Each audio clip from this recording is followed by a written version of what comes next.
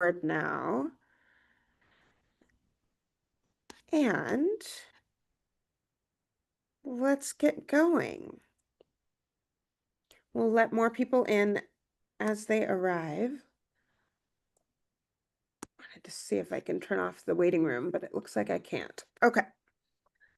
So welcome. Thank you so much for coming to tonight's information session about the Adoptee Mentoring Society. And this info session is specifically designed to speak to adoptive parents.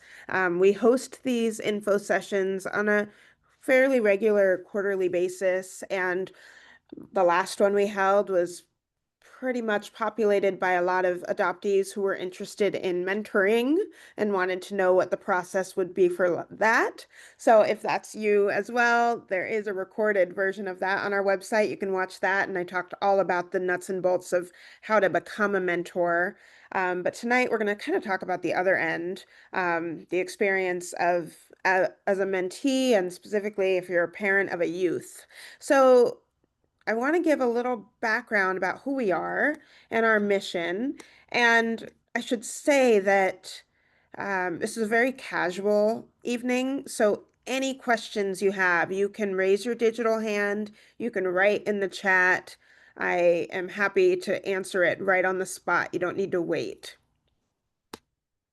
So our mission is really simple and straightforward. It's to validate, affirm, and center adopted people through compassionate, research-informed virtual mentorship from those with lived experience. Um, I want to give a background about how this organization came about.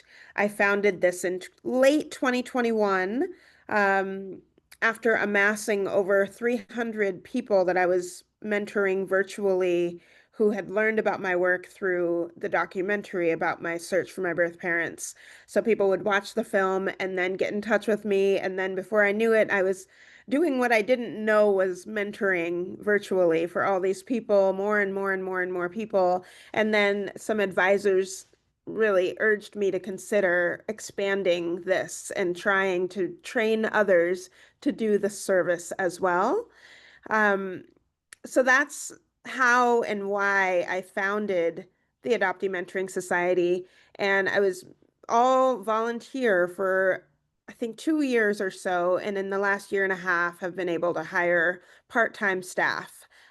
Myself, our chief operating officer, and our chief financial officer. So we have three part-time staff, and then our mentors are paid a stipend as well. And then we have a lot of people who volunteer their time in different ways to help us, and our full volunteer board. Um, so to talk about the problem, uh, I was seeing that so many adoptees were growing up feeling, not growing up, they were of all ages. The Adoptee Mentoring Society, we serve 12 and up all the way to 95. And I was meeting adoptees of all ages who really felt isolated, unseen, and were struggling with healthy relationships. And I was learning the suicide rate for adoptees, specifically those who sought therapy, and that was really interesting to me. So I really noticed there was a gap in support services where a lot of federal grants go towards foster care, and some of the private nonprofits, NGOs support, youth who age out of foster care, perhaps. But there was like a real big gap with adopted people. The assumption kind of being that if they got adopted, they got a good home, then they're great. They don't need anything. And yet, we know so many adoptees are going to therapy, and many therapists aren't adoption competent. So those adoptees would go to therapy kind of not knowing what was, quote, wrong, feeling like maybe they had a stable upbringing, they had loving adoptive parents, but something just didn't feel quite right, didn't have the language to express anything else to their therapist, and the therapist in turn would say things like adoption's so great, how wonderful. And that was a huge group of people who were in that boat. Um, and so building this nonprofit made sense. And I want to introduce Alyssa, but first I'm going to share a video of one of my young mentees, um, who talks a little bit about what mentorship meant for him. So this is Harper, and if you can't hear it, just let me know. Hi, my name is Harper and I'm 14. I like mentoring because it helps me understand my feelings and get to know them better. My mom always uses the analogy that there's an inner well that when we have emotions, face challenges, or have difficulties in our life, that the well fills up with imaginary water. Um, when with mentoring, that's kind of a way to draw the water out, and it helps with relieving you and helping you feel like you're not alone. And especially when you're doing it with someone that you can trust, that you feel understands you, and that it's kind of you can just feel like solid ground and having a good relationship with that person. Mentoring for me has helped me in the past when I had recently found my birth mom, and Angela would help me like come up with questions, write down scenarios, and there was even some like preparing for what's ahead to come, and it would help me a lot. And so whenever I get on a call, I'd feel confident and proud at the end that I actually done something without, I don't know, kind of just feeling like it wasn't good, or it just helped me feel empowered and in control of what happened. And I think mentoring could help other kids by helping them feel how I felt, which is like that they're not alone and that there's others out there that can understand them.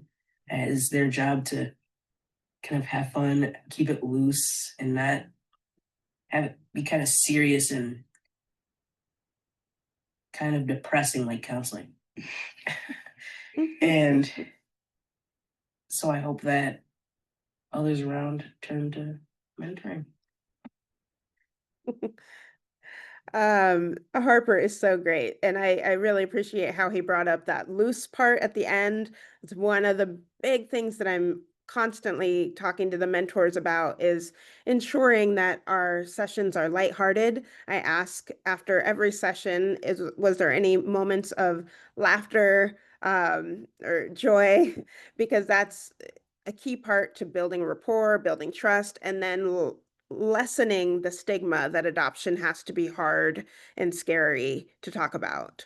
So we offer three different types of services. The one-on-one mentorship, which is really built for an adoptee to go deeper into their personal story.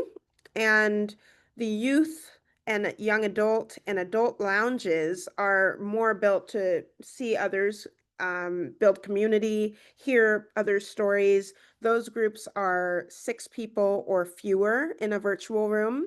And our mentors are trained to facilitate the discussion amongst everybody.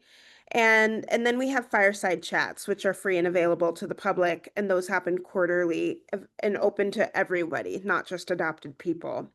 So those are our three services. And I spoke earlier about the staff, but myself, Amanda Paul, and Juliet Ruben Ramirez is the full team. And it's a lot of work to support our mentors, to steward our mentees, to raise funds. We are starting a lot of research on this constituency, which is going to be really informative and helpful in grounding our work as like an evidence-based model, which will be wonderful once we can get there. It'll take some time. And then we have a board, and this is where I want to introduce Alyssa, who can speak more about our board and then speak about her position as an adoptive mother, having a child who engages in mentorship and another child who does not, and kind of the differences there. So, Alyssa.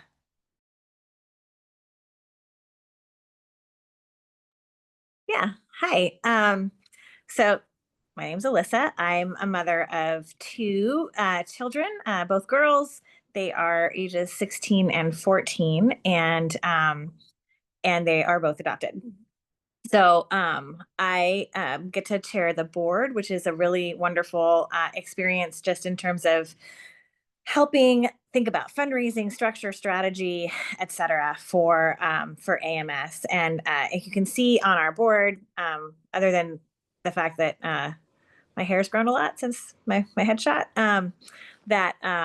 that we're a diverse board. So our board includes adoptive parents, also adoptees, and at least one person who's neither one of those things, but is an ally. And so it's a really interesting experience. I'm on the board for the same reason that you're in this room. I care a lot about my adopted children and want them to have everything that they need to survive and thrive. I think you're probably aware that adopted people are 4 times more likely to attempt suicide or self harm than people who are not adopted.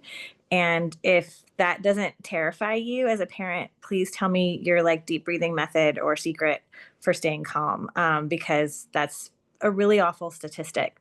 And I think it's easy for us to think that will be that's somebody else's kid, that's somebody that's got a horrible adoptive parent, or some kind of thing that doesn't affect our family. But it's not. Like, adoption in and of itself sets kids apart in ways that are disorienting and difficult to deal with.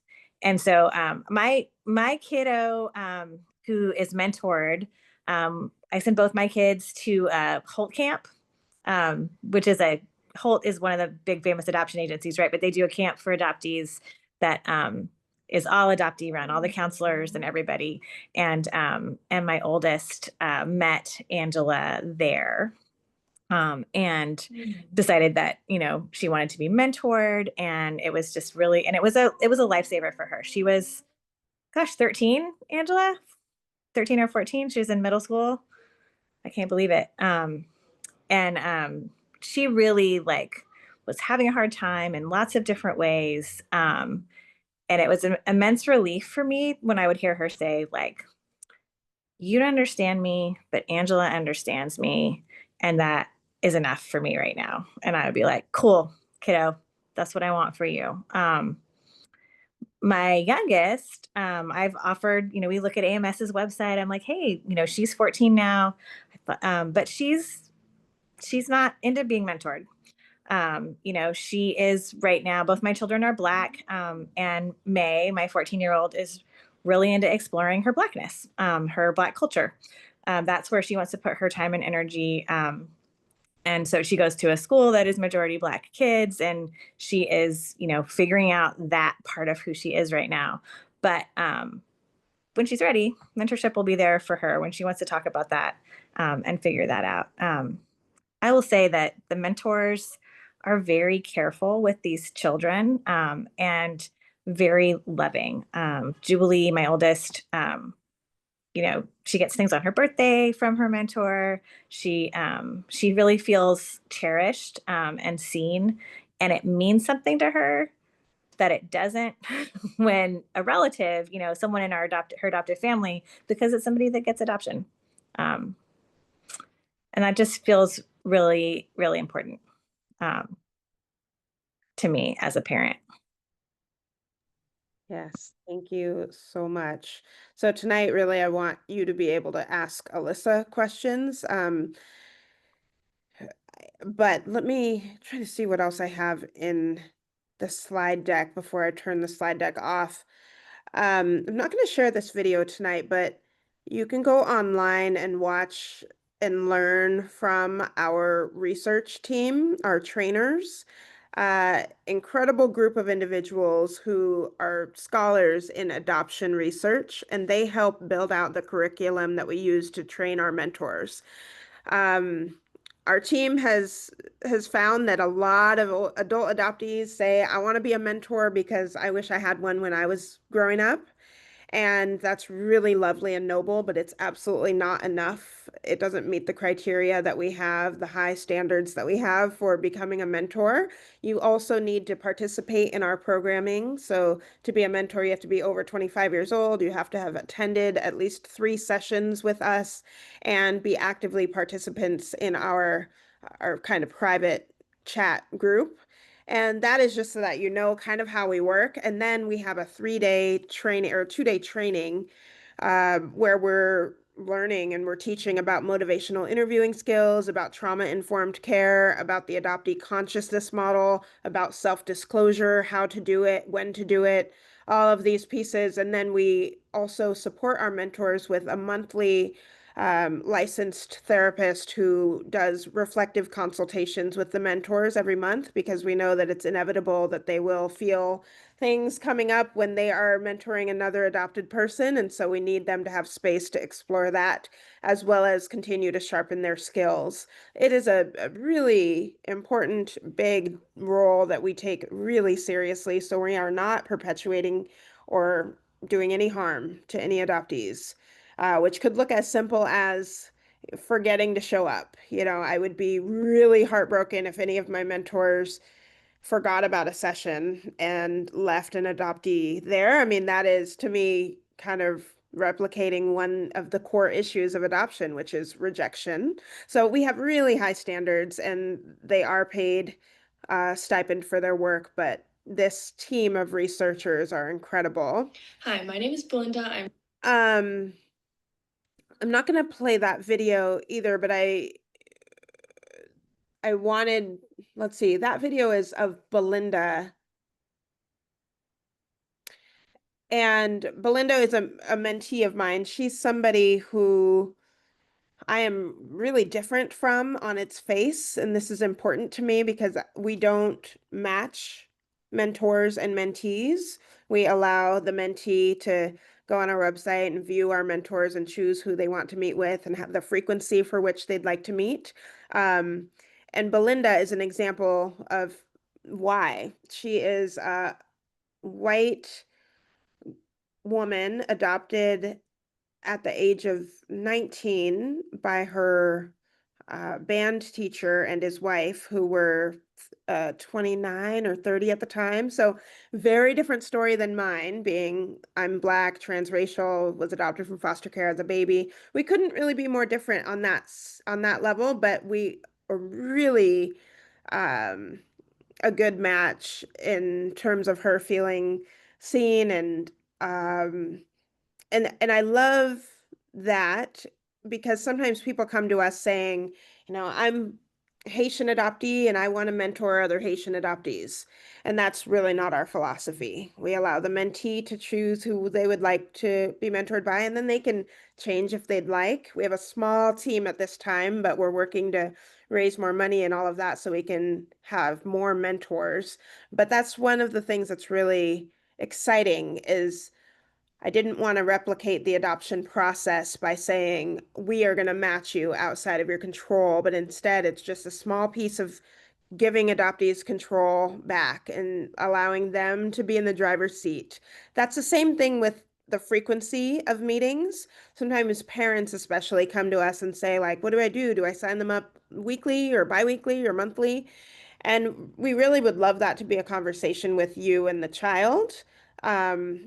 It just doesn't work when kids are forced to be here or um, it replicates kind of like a therapy. They're just not part of the biggest thing for me is making this available to the kid to know that it's there, not forcing them to do it.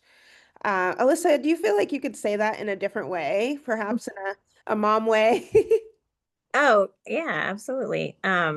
I feel like the point is to make space for your child, but we all know this is for children who are 12 and up, which means developmentally, most of us, when our child is eligible for mentorship, they're teenagers. And one of the most important things we can give our teenagers is agency and choice. This is the developmental place where teenagers live and making good choices and bad choices. They're figuring out how to choose and how to be who they're becoming. And so I think like the goal for me as a parent is for me to give my children so many good choices that are going to be healthy for them, that when they're ready, they're available for them. So, like that's why I sent my kids to adoptee camp. That's why, when there came a moment, Jubilee was able to make the choice for mentorship. And for my little one, May, my 14-year-old, she knows it's there. She's ready for it. But like letting her have the agency and choice is a thing that, you know, both my kids have expressed they didn't have a choice about being adopted. They didn't get to have a say. The things in their life that are tough for them right now as teenagers, one of which is a mom that doesn't match them, that's outside of their control. And one of the things that I don't know. I want to have a chance for you guys to ask questions, but just something that a lot of adoptive parents carry around with us is a fear that when our kids figure out that adoption means that, there was pain and that someone gave them up and all of these things, that they'll get mad at us about being adopted. And they will. Like, hopefully someone has prepared you for that. But I remember, being told at our adoption agency that they will go through a phase at some point, because teenagers especially want to differentiate from their parents. But there's a difference between them being mad about being adopted and how they feel about us as their parents. And I think one of the biggest mistakes adoptive parents can make is to think that a kid being confused or angry or having complex feelings about adoption means that they don't need unconditional love and support from their parents. And part of that is parents who know we can't teach them what we don't hold. I don't know what it's like to be adopted. I can't mentor my kid about that. I also don't know what it's like to be a Black teenager. So I need to find my child resources for that as well. Um, and I don't know what it's like to be a teenager right now in 2025, and so it's good for me to educate myself on that too. So, one of the things I think that we can do in terms of making mentorship available, like easy and their choice is, lets them know like you're allowed to have complex feelings and seek resources outside of me, and I will be here to love you regardless of how you feel about it, as that goes on. Yeah. Thank you, Alyssa. So I just want to open it up for your questions about the process, about structure, about safety. Fire away. And I want to say any question is okay. So, like, if you're worried that one of your questions won't hit right, or I don't know, anything, like, my hope is this is a space for you to ask whatever, and we can process it together. I have a question. Yeah. So if we decide and our child decides they want to, or you talked about like kind of looking through different mentors and having it directed by the children or the young adults. How does that work? Like, once somebody's interested, is there a list with people? Like, looking on the website, it looks like there's only a couple people right now listed there, but do you have a separate list that you send out with people's No, names it's just those two folks right now. So right we'll now? keep that Okay. really updated, but we're new, we're young, we're Yeah, growing. yeah. The, Okay. like I said, the mentor training process is long and exhaustive, and it needs to Mm. be. So yes, there's the two options right now, and we'll continue to put them on the website, and then you can also, so you can do everything there. See the person, there's a video about the mentor, and then you can schedule right then.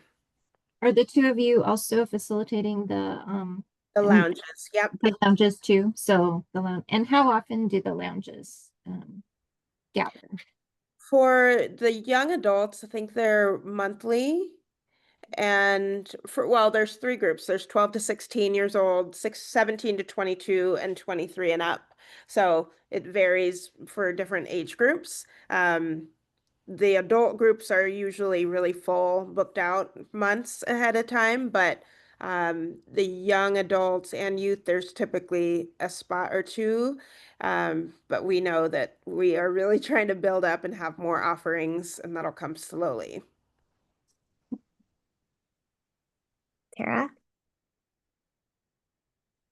Um, I was just curious, like, I don't know if my teenage daughter will be interested in something like this, but if she was like open to exploring it potentially, is there a way for her to like try it on or like feel out whether mentorship is something she would be interested in without kind of like, would she do like a consultation session or just drop in on one of those other type of events? Like, what would you recommend if she wasn't sure? I think that's where a one-on-one is great to start.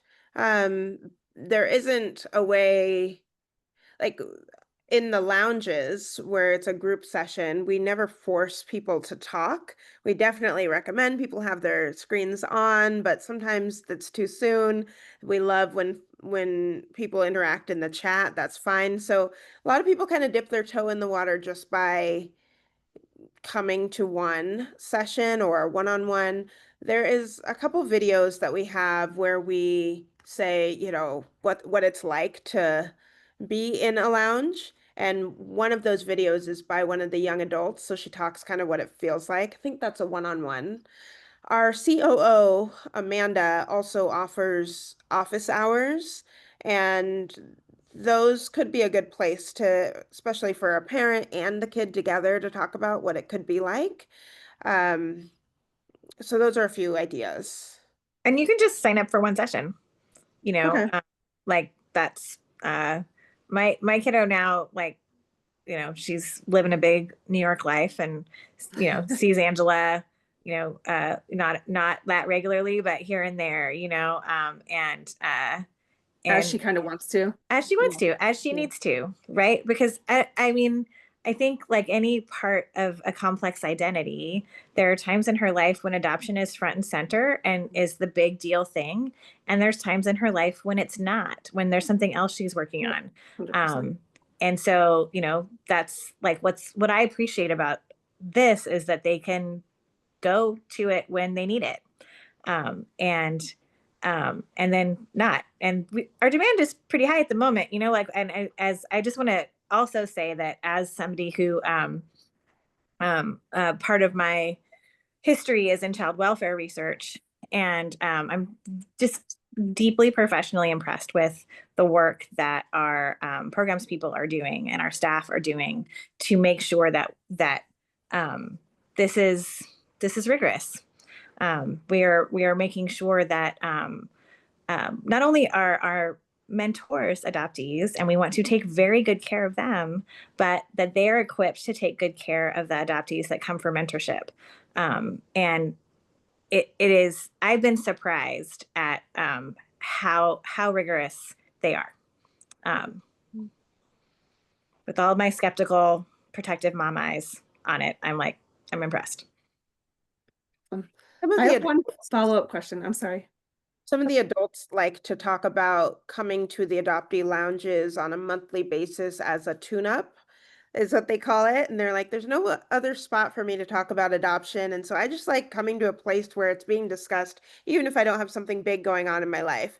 And then I think for the younger folks, the typical thing I'm hearing is they just like knowing there's other adopted people out in the world and that they're not like going to run into them at their school or at the grocery store, but they're out because we're nationwide. So it's really kind of neat to meet another adoptee on the other side of the country. And then they're like thinking about that, or meet an adoptee who is adopted from China and they didn't really realize that was a thing. And maybe they had thought, some of these youth really think like they're like the only ones that are adopted and have this experience. So to be in a room with five others, they're just like, this feels so great. And oh my gosh, you too, you know, when someone will make a comment about some joke and someone made at school that didn't feel good as an adoptee, they're like, that happened to me too. And those are the moments that I think are irreplaceable, so um helpful. It's just so important. Tara, yeah, go ahead. Thank you for that. My second question was just, um, is the demand right now greater than like the mentors that are available, or because it's so like as the adoptee desires, like there is space for people to be connected pretty quickly if they desire that? The demand is really high. There are more mentees, more adoptees that want mentorship than we have mentors available. Mentors are not full-time mentors, they have full-time jobs too. And so, but I think for that 12 to 16-year-old age range, especially in the lounges, there is typically room.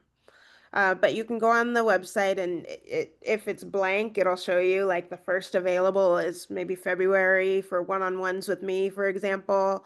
That is the tough reality at the moment.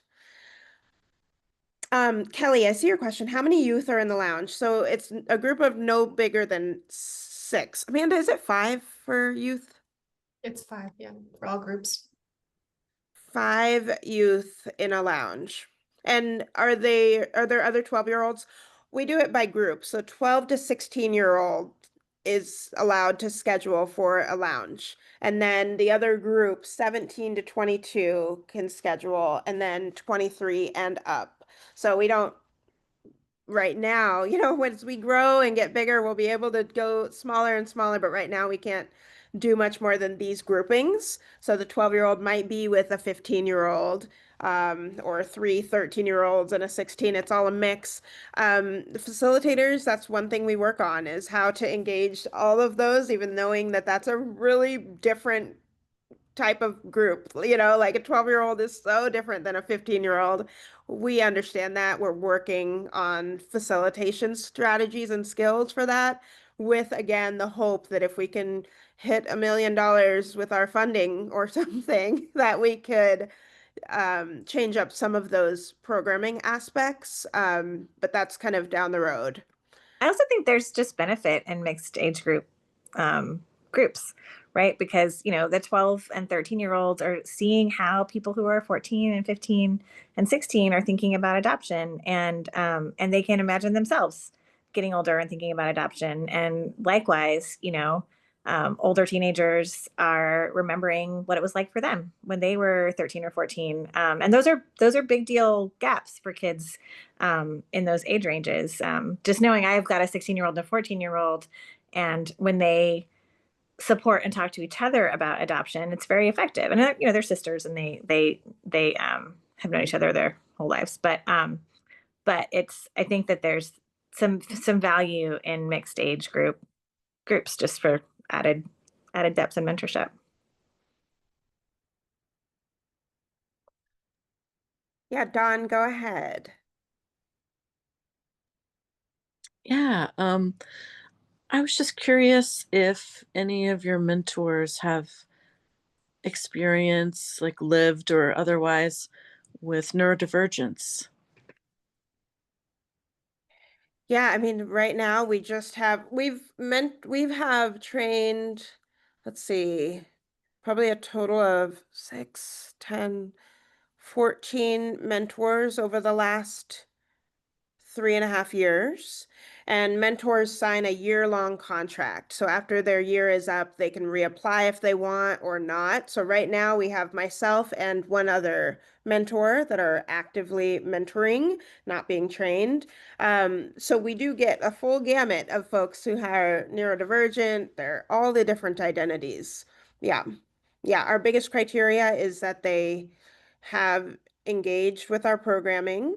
And then if you go onto our Become a Mentor webpage, there is the actual application. You can see that they have to fill out, which a lot of it has more to do with self-awareness, humility.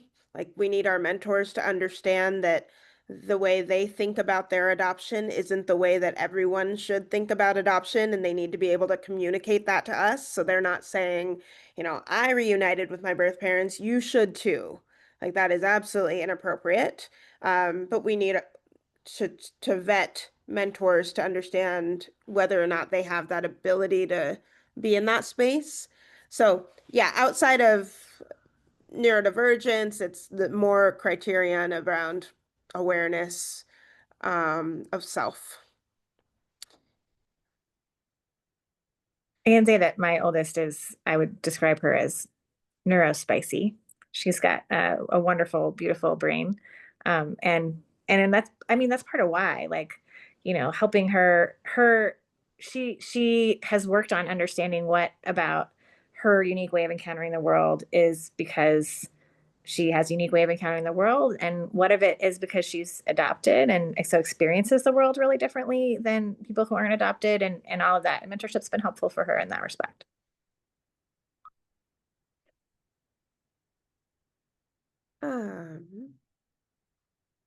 Any other questions?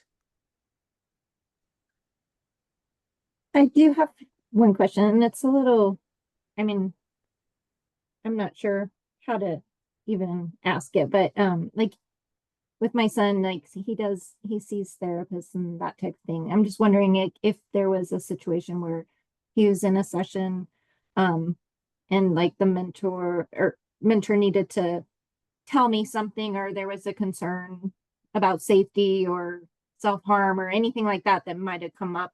How does that work? Yeah. Would the person talk to the parent to share concerns? I know there's confidentiality and wanting to preserve their sense of autonomy, but just wondering how that would work if it like that did come up.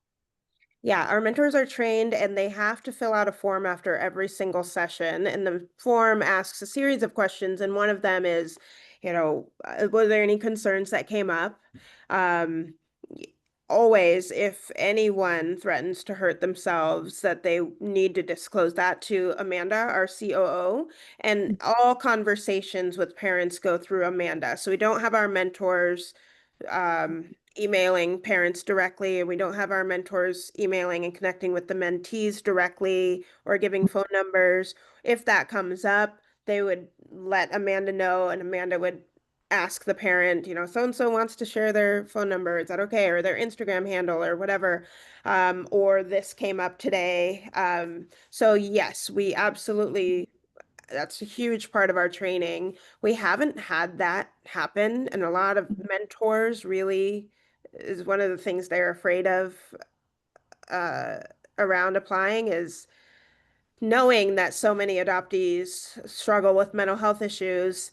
There's a big concern around differentiating themselves between being mentor and therapist, mentor and friend. And so we're really clear in many ways when you sign up. There's just a lot of boxes you'll check to state that you understand we are not therapists, and that the kid understands if there is any harm to themselves or to others that they share, that we will have to share that with their caregiver.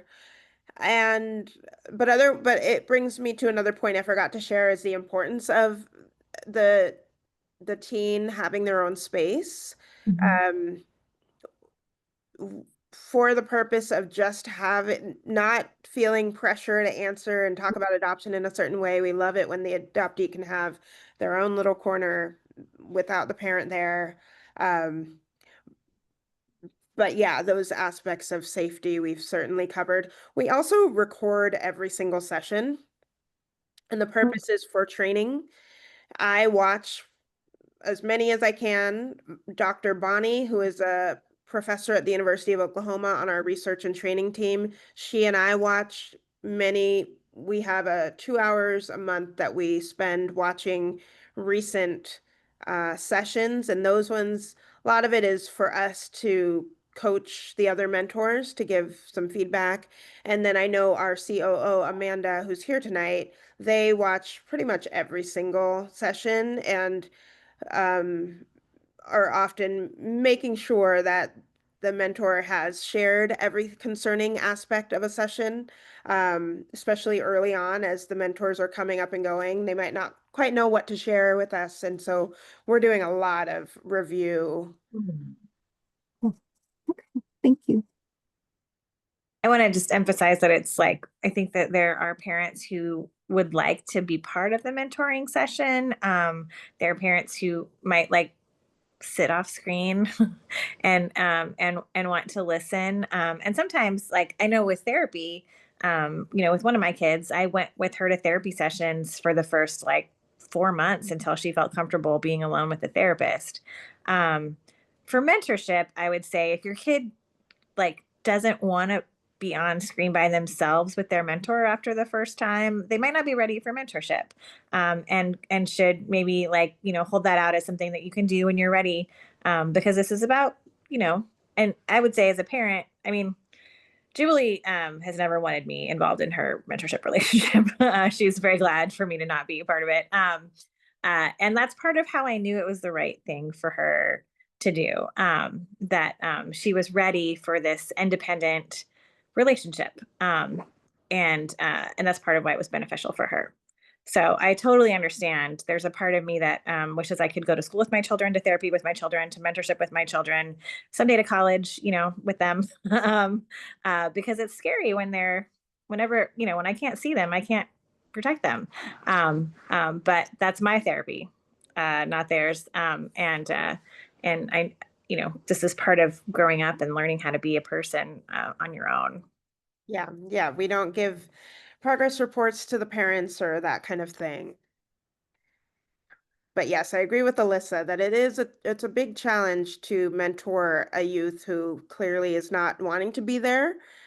You can tell their parents want them to be there, and even if the parents might say, they think about adoption a lot, they talk about it, that still isn't everything that's needed. Like, and I know some youth who it's just hard to be on a screen, like the parents are like, I wish this was in person and you could go run around and talk. And I wish that too for some cases, but that's not what this is. It's virtual. And so there's that could be a barrier for some kids too. Yeah, Tara, go ahead.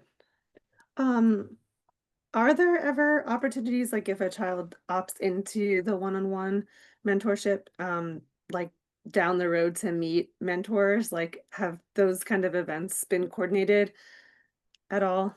We have not done that yet. We are Yeah, just maybe to come down the pike. yes, we hear people really want like conferences and events and things, and we just are not there. And I think that we want to stay pretty focused on on virtual mentorship. But I have through the parents connected some of the youth that have met in lounges, and I've seen the relationships grow that way for mentee to mentee, which is really cool. And then for our adults, in the adult adoptee lounge, they get invited to be part of a Slack group where they can continue building their own relationship. And sometimes they're like, oh, I live in Arizona, I do too, and then they get together. But certainly not in the future will we be able to add the kind of in-person mentor type offerings. What I do think this does though is it, like, builds in an expectation for youth that there's an adoptee community out there for them. And that, I talk to a lot of adoptive parents who either say, my kid doesn't need this, they don't need to talk, they don't need adoption, we don't, they've not expressed this need. And I've talked to some of those same adoptive parents 5 years later where they're like, oh my gosh, my kid went to college and suddenly their whole identity is adoption. And I think that's really interesting. They had no interest when they were living with you. And then as soon as they left, they found this was the only thing they wanted. Like, what if we had a gentler on ramp for them? Then you can't talk about it when you're home with your adoptive parent. I mean, I think one of the things that's difficult for us to realize is that um, adopted people have an abandonment wound. And we can debate, and they will debate, like, how bad that is, right? You can find adoptees who are like, no, it's fine, everything's great. And there's a lot of them that are like, no, it's a thing and it's part of my life every day.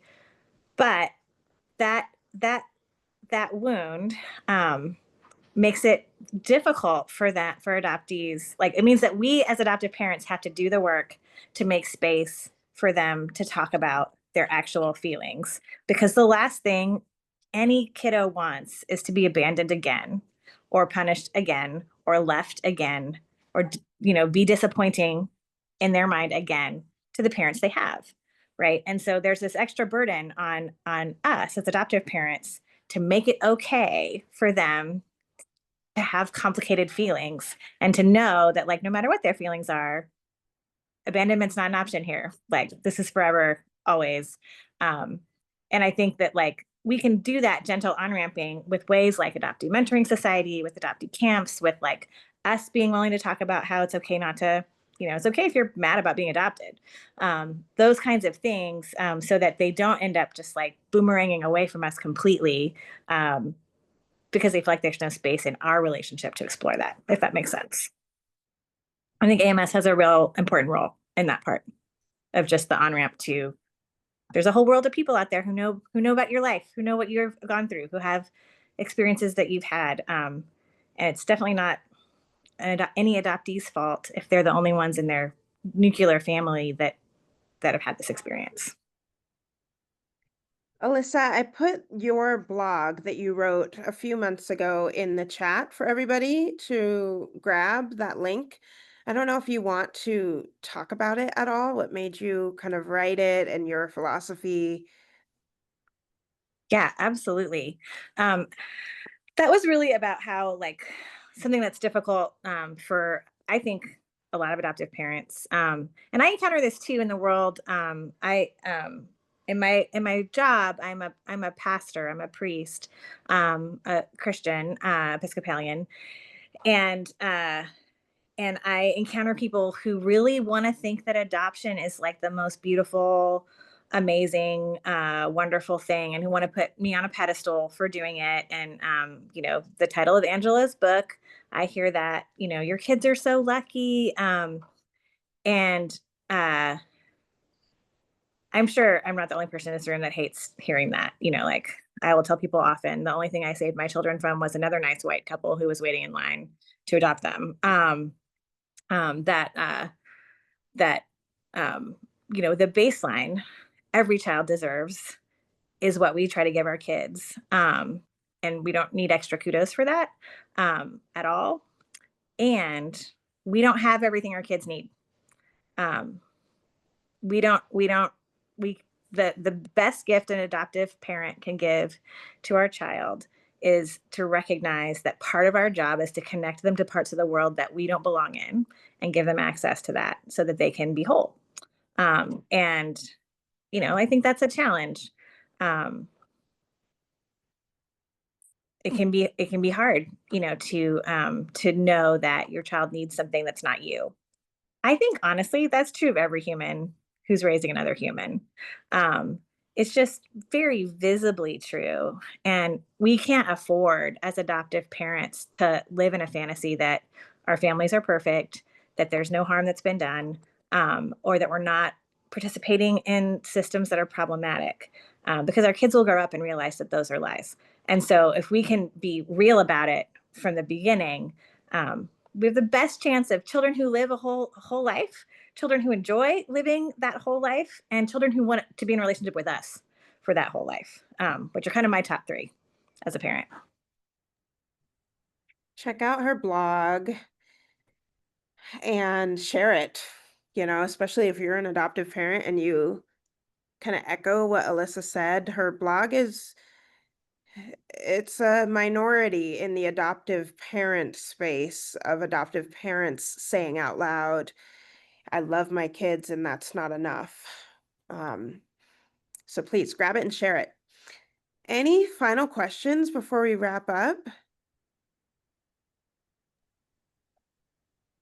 Bye. Thanks for being here, Dawn. Yeah, Mika. Hi. I have a quick question. Do you guys ever do things for parents, like any support, mentorship, anything one-on-one stuff with adoptive parents? We don't. And that's because Adoptee Mentoring Society is radically centered on adoptees. I mean, I hear you. I do think that like we need there's not enough adoptive parents talking like this, right? And so if you're living in adoptive parent spaces, you're going to hear negative things about adult adoptees. You're going to hear that your parenthood is threatened. You're going to hear, like all of these things that are not true and actually serve to drive wedges between us and our children as they grow. But one of the things I love about Adoptee Mentoring Society is that it's not for us. right? It is for arguably the least powerful member of the adoption triad, right? There's two adults and a child minimum involved in every adoption, and one of those has the most power. We know who that is, right? It's us. And one of them doesn't have any agency or choice, or even understand their situation for years if they're adopted as an infant or a small child. And so I think it's super important for us as adoptive parents to support radically adoptee centered spaces, just ethically, like for our moral, Yeah. fortitude. Yeah, I mean, I know there's other places. I mean, I'm an adoptee. I totally get that there is Yeah. a desperate need, and there's a lot more happening now in that space than there, I think, ever has been. I mean, I'm 54. It was not like this, let me tell you, in the 70s at all. And I know there's some people who are supporting adoptive families too, but it's yeah. I would love, so I saw a question about, am I willing to connect with parents? I am. And I would love to think about how we can be a more forceful voice for our children, and for other people's adopted children, who are grown up, because I do think that it shouldn't be weird. This conversation shouldn't be weird. It should be obvious. And so, I would love to think about that. And we should do it not on AMS's time. Yeah, perfect.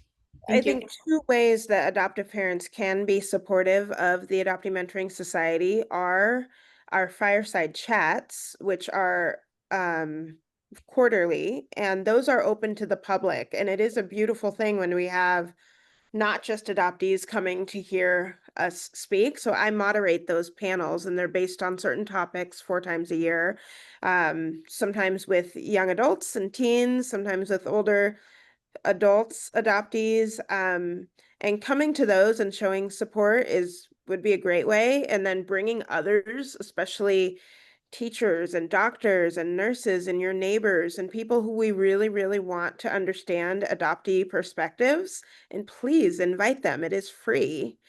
The other way to be really supportive is that Alyssa started the Adoptive Parents for Adoptees Fund, and that we'd love more adoptive parents who are willing to put their name on that donation, that we will, uh, that is a really great way to make sure adoptees can access mentorship for free. We have a lot of adult adoptees who, maybe even young adult adoptees, who don't have parents that are supportive of them going to adoptee mentoring, or, some of them say, my parents don't know that I'm here, and they would benefit from scholarships and not having to pay for their own sessions. And we're able to do that through the Adoptive Parents for Adoptees Fund.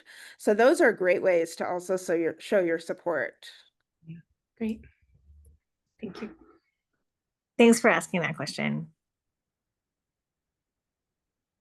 Wonderful. Well, thank you all so much for coming. I hope this answered your questions. And Alyssa, you want to make yourself available in the chat? I know. Yeah, I'll throw my personal email in there.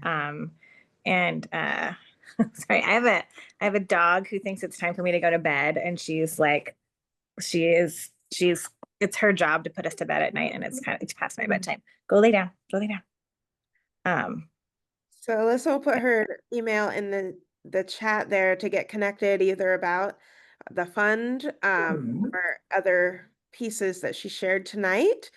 And again, I also just want to underscore an exciting development of the last week is that we had an anonymous donor contribute or pledge $20,000 in matching funds for us. So we are so honored and humbled about that, but it would be great if we can actually see it through. So any donation you make in November will be matched, and that would really help our organization. So you can do that on our website. There's a donate button as well. But thank you. I make sure that a part of my, charitable giving every year is given to AMS.